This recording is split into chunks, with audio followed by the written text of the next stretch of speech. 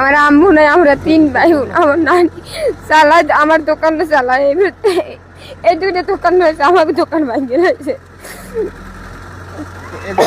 তোমাদেরটা ভাঙিয়ে দিল কেন তা তো বলতে পারিনি। তোমার মা নাই? না, আমার আম্মু মারা গেছে 7 বছর পরছে। বাবা আছে?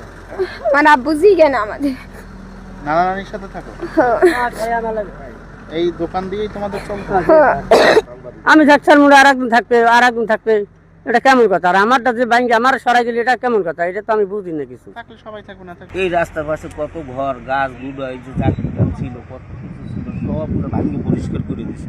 কিন্তু এই দুইটা ঘরের জন্য এই রাস্তাটা নষ্ট করতেছে। আমাকে খানকা আছে এই বাইট সাইডে, আমরা এই ব্যারিকেডের জন্য আমরা সব ভাঙিয়ে ছিল, আমরা ভিতরে এনে দিছি যাতে আমাকে এই ব্যারিকেডটা সুন্দর হয়, যাতে ভালো হয়, এই জন্য আর কি। জাগনারি বা ডব্লিউপির দোহাই দিয়ে যদি ওনাকে আমরা কথা বলি, তারা তো বলে না।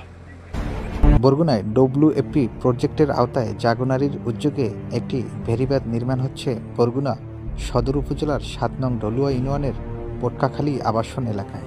ভেরিবাঁধের বাহিরে থাকা বেশ কিছু ঘর ভেঙে ফেলা হয়েছে, তবে বাকি রয়েছে মাত্র 2টি ঘর, যে ঘর দুটো স্থানে রেখেই নির্মাণ কাজ চলমান রয়েছে।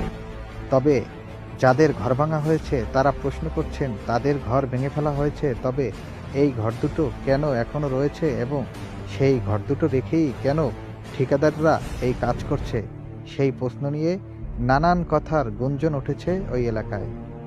স্থানীয় জনপ্রতিনিধি বলছে, ঘর দুটি কোনো অসুবিধা করছে না, তাই তো ঘর দুটি তারা রেখে দিয়েছে এবং প্রশাসনেরও কোনো সমস্যা হচ্ছে না, এবং যারা প্রজেক্ট দিয়েছে তাদেরও কোনো অসুবিধা নেই, তাই তো ঘর দুটি স্থানেই রয়ে গেছে। তবে যাদের ঘর ভেঙে ফেলা হয়েছে তাদের মনে রয়েছে নানান প্রশ্ন।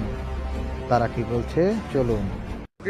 ওই জায়গায় থাকে আমার এই কথাই কেনই ঘরগুলো উড়ান লাগবে, যে জলসার লাগি তো সরকারিভাবে এই বরাদ্দ হইছে, বেরিবেদ দেছে, তোমরা যাতে বন্যা না তলাই যাও, এই কারণে তাহলে তোমরা ভিতরে উঠতে লাগবে।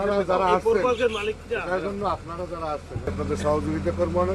দুজন 3 জায়গায় যদি ব্যাপারে আনতেও লাগে আমিও করবো না, অসুবিধা নেই। আপনারা ধরেন, আমিও আপনাকে সহযোগিতা করি। 3টা ঘর ভাঙছে, 2টা ঘর ভাঙে নাই, কেন ভাঙে নাই, তাদের কাপটা ভাঙছে কেন, এই কারণে মূলত কথা বলা আসছে।